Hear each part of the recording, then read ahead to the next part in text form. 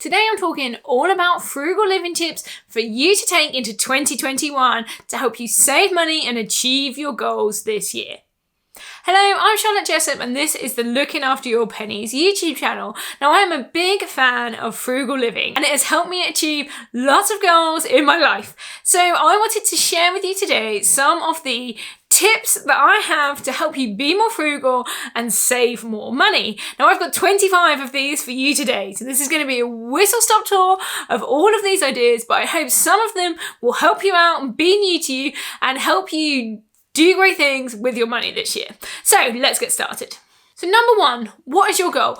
The number one tip I have for being more frugal is to know what your goal is. When you're absolutely clear about what you're working towards, it will help you be more frugal. So for example, if you want to pay off your mortgage, get that absolutely clear in your mind what it takes to do that, and you will stop spending money on other things. It is absolutely the best thing you can do if you want to save money and you want to embrace frugality. It's just know exactly what you're working towards and then compare everything to that goal. So is it the new shoes? Or is it paying a bit more off your mortgage? Is it that takeaway or paying a bit more off your mortgage? Whatever your goal is, make it all about that and it will help you keep those costs down.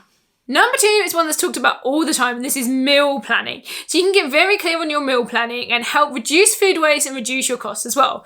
It's super simple. If you take a bit of paper and you section out into 7 days of the week, and then you just write what meals you're going to be having on those days, and then you just shop for those meals. You can check your cupboards to see what food you already have and structure your meals around that too.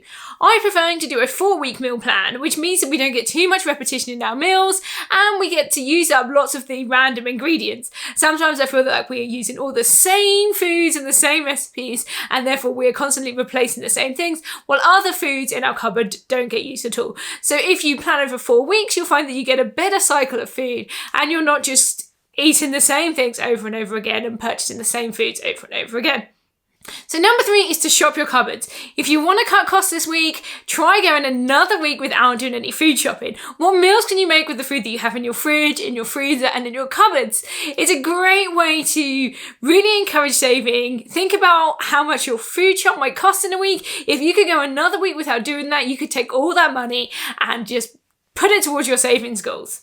Number 4 is to buy in bulk. So where possible, if you can buy things in bulk, you normally get a better price. If you have a look in the shops and look at the price per quantity, so normally they will say things like this is 8p per 100 mils, or this is 15p per unit, and use that to make your comparisons. When you look at those, you will see that actually the costs of buying things actually decreases as you buy more of them. So if you have the space in your home to buy more and the money in your budget to buy in bulk, then please do consider that as an option. It's great for things that last a long time, such as toilet rolls or laundry products or shampoos or toiletries. So look out for the deals that you can get when buying things in larger quantities. Number 5 is shop around if you can. So different places have different things at different prices. So not all supermarkets are going to have all the good deals, so you'll have to look around. Now, I'm not sitting here encouraging you in the middle of a lockdown to go around all of the shops every week. What I'm suggesting is maybe you rotate where you purchase food from. So maybe one week you go to Asda, and then the next week you go to Aldi, and you buy the cheapest products in those stores at that time, and you stock up on them. So you're kind of combining the last point that I said about buying in bulk with this point about shopping around. So you buy as much as you can from the shop where it's cheapest, and then the next week you go to the next shop and buy the products that are cheapest there. That's the best way to get the cheapest deals, and it gives you a bit of variety in your life as well. So number 6 is to use reward cards. Now you have to remember that reward cards are trying to draw you back into spending in those shops. But if you use these loyalty cards, you can actually get some good reductions. So I have my Tesco Club card and I have my Nectar card, but I don't purposely go to these shops to get those reward points. I do them because that's where the cheapest food is, or that's my closest shop. But actually I then use those points as best I can to get money off other things. In the past, I've been able to use my club card points and my reward points to get days out and holidays and things like that. So accrue these points where you can and use them to your advantage.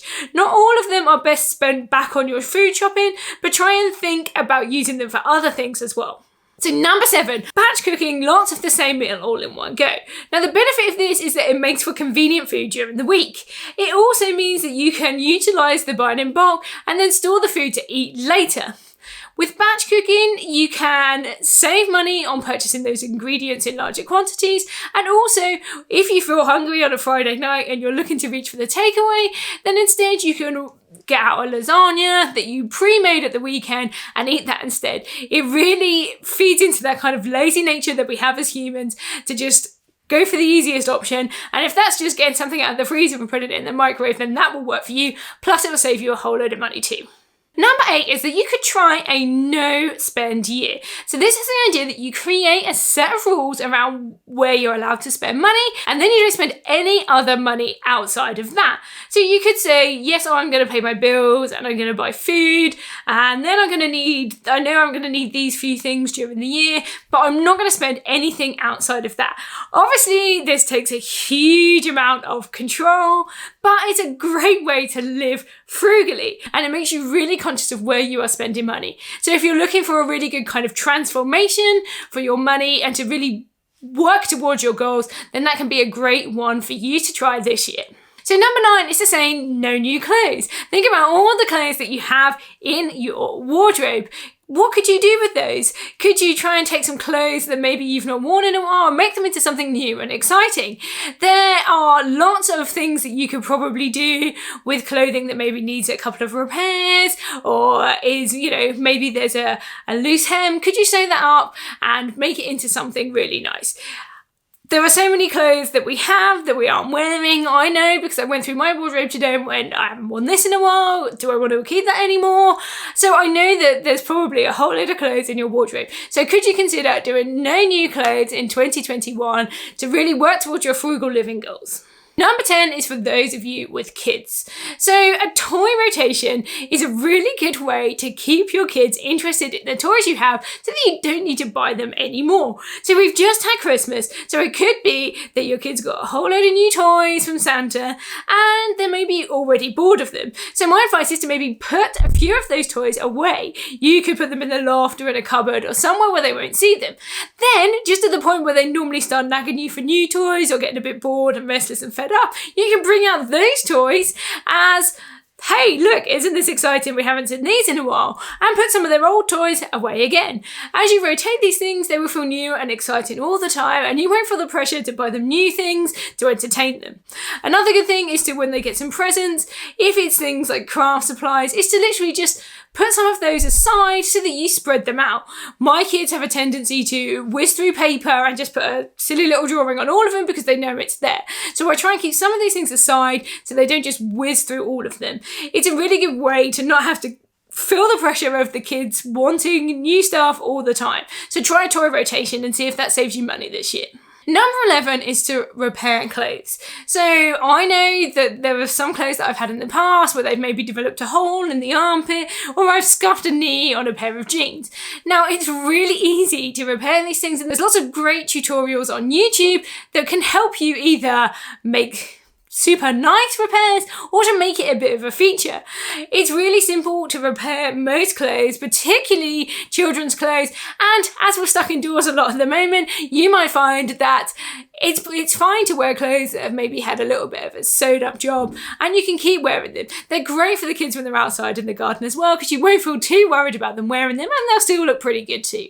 Number 12 is back to another food point, and this is learn to make takeaways. So I know that takeaways are a big thing for us. We like Thai food, and we like Indian food, and we like a pizza as well. So it's really good for us to learn to make some of our favourite dishes at home. There are some great books out there and some great recipes on Pinterest that will show you how to make your favourite takeaway foods at home for a fraction of the cost. Learning to cook and learning to develop your cooking skills is a really good way to keep things interested at home, so you don't go straight out picking up that phone and making that order on your app to get the food that you're craving. You can make it yourself and save a whole load of money. Number 13 is ditch the car. Now, I'm not saying you have to get rid of your car altogether, but maybe think about just using it less. Could you even reduced down to being a one-car household. So this is something we did. We used to have 2 cars. I have one and my husband had one. But actually we found that we didn't need both, particularly when we both went part-time so that we could be at home with the kids. Actually, only one of us was out of the house at any one time. So we were able to switch down to just being a one-car household. And even then we try and use it as little as possible. So if we're going to the shop, we will think about walking instead if it's just a few items that we need, or we can think about taking our bikes as well. My husband has ditched the car and he now cycles to work, so most days we don't use the car at all. Number 14 is don't auto-renew. Now this is around things like insurances and car insurances. They will automatically sign you up to renew that contract at the end of the year, but actually you can save a lot of money by looking around for a cheaper deal. When you go to auto-renew, they tend to put the price up a bit. So if you shop around, you can probably find something cheaper and even ring your original company and say, hey, I've got a better deal with this company. Is there anything you can do? They are relying on your laziness. And if you are being proactive and you make a note in your calendar or in your planner, you can actually get ahead of the game and save a whole load of money. Number 15 is learn to sew. Now, I've already talked about repairing clothes, but actually learning to sew can help you create a beautiful home and other resources in your house. So I have a sewing machine and I've been learning to use that, and it's helped me to make all sorts of things. So I've been able to make some like reusable wipes for our kitchen. I've made napkins for Christmas, cushion covers, and I've learned to hand sew curtains so I can make alterations like that myself. Learning to sew is one of those old-fashioned skills that is actually really useful. So check out a few videos on YouTube and see if you can pick up a few money-saving skills and tips to help you out with that. 16 is about car maintenance. So can you try and do a few car maintenance things yourself? So these could be things like changing light bulbs or, changing your brakes on your car or, replacing tires and things like that. Can you do some of these things yourself? Now I'm sitting here and I'm not particularly good at these things, but I will definitely change the bulbs. I will check the oil. I will do those sorts of things, including like changing the wipers. I will hand wash my car. So this is simple car maintenance that anybody can do, but loads of people go out and pay money for. So think about the things that you can do with your car. Again, there are lots of great YouTube tutorials that are out there that can help you learn some of these skills. And sometimes it's just a case of buying a couple of tools that you might need, but then you've got them forever and you can do those repairs and you can stop yourself from having to pay a mechanic or another company to do those jobs for you. Number 17 is DIY. We have done loads and loads of jobs around our house ourselves and it has saved us a fortune. We recently installed a brand new kitchen and the whole thing, including new flooring, completely new worktops and cupboards and all, and sinks and all of that sort of thing, and it cost us less than £2,000. Most people are paying around £10,000 to get a kitchen fully installed. So we saved ourselves so much money by doing that work ourselves. We've done all sorts, including laying floors, decorating, plastering, and again, there is so many tutorials that are out there that can help teach you these skills. And the best thing to do is just try them out. Lots of these jobs are fairly simple and you don't need to be an expert to do them. Obviously, there are some jobs like plumbing, particularly relating to gas and electrics, that you don't want to do yourself. You need to get an expert to do those. However, things like painting, decorating, laying floors aren't really that complicated. So it's worth giving it a try and seeing if you can save yourself some money. Number 18 is to look for secondhand furniture. So if you're looking to replace a piece of furniture in your home, could you opt for secondhand instead?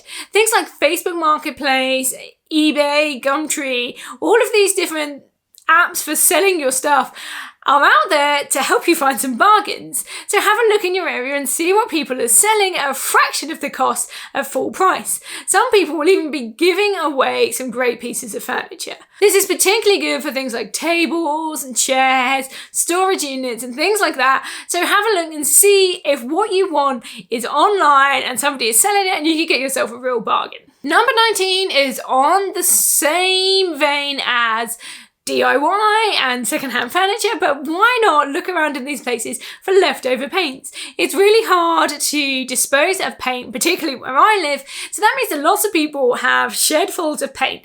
If you ask on a local Facebook group, you might find that somebody has a tin of paint in a colour that you like that you could use to paint a feature wall or to decorate a piece of furniture or just to do that patch-up job in a particular room where you're something went wrong and you had to cover it up. So if you ask around, people might be more than willing to give you their old paint for free.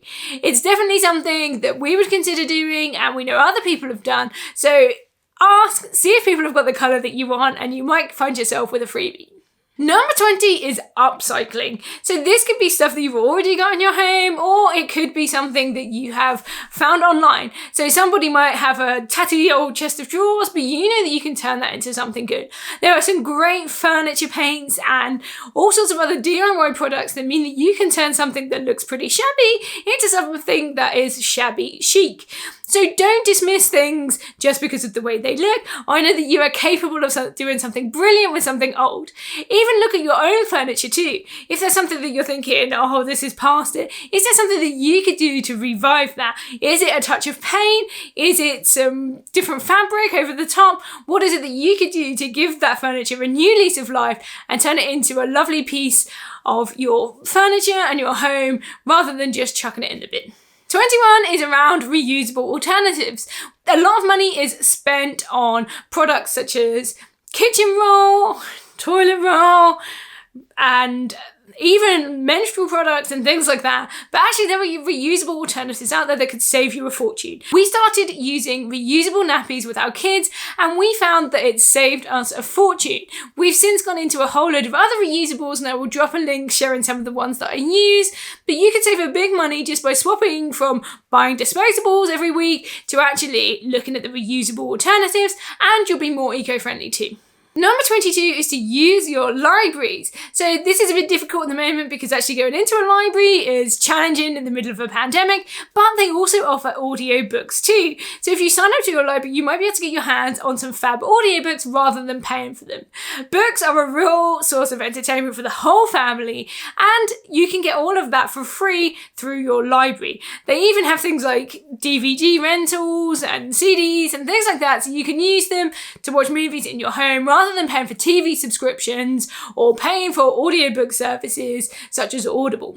Number 23 is to look for those yellow stickers. Now you have to go into the supermarkets to get your hands on some of these, but you can get yourself some real bargains by looking for those yellow sticker deals. Now you have to be careful because some of these can be reductions, but they might not be a big reduction. So a reduction on a top of the range product is not going to be as good as a reduction on the cheapest version of that product. So you need to watch out to make sure you're not inadvertently spending more money. But there are definitely some bargains to be had out there. So keep your eyes open for those in the supermarkets, and particularly pick up things that you can freeze or keep in your cupboard that will last a long time. On that note, number 24 is to look at food waste apps. So we have these in the UK, and I'm assuming that there's something that exists in other countries as well. If they're not, then they definitely should be. So this is a great way for you to get free food. So the way they work here is that supermarkets will be looking to get rid of their leftover foods, and they are distributing them in the communities either for free or at a low price. My favourite one here in the UK is Olio, and they give away food from supermarkets and cafes to people in the community that then distribute them to their neighbours. I get loads of free food, particularly good treats and things that are nice for the kids, through that app, and it's all completely free.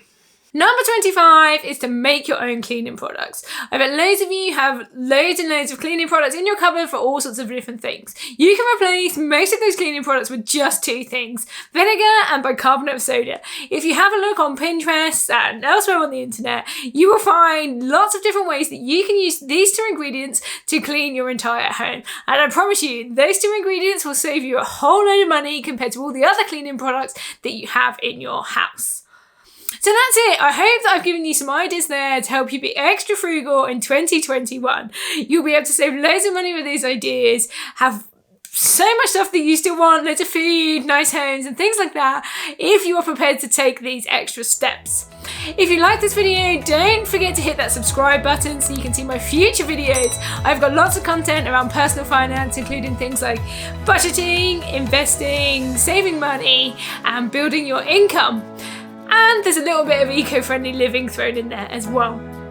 I'm also accessible through all sorts of social media channels, so make sure you come and check me out there. Thank you for watching this video. I hope to see you in the next one.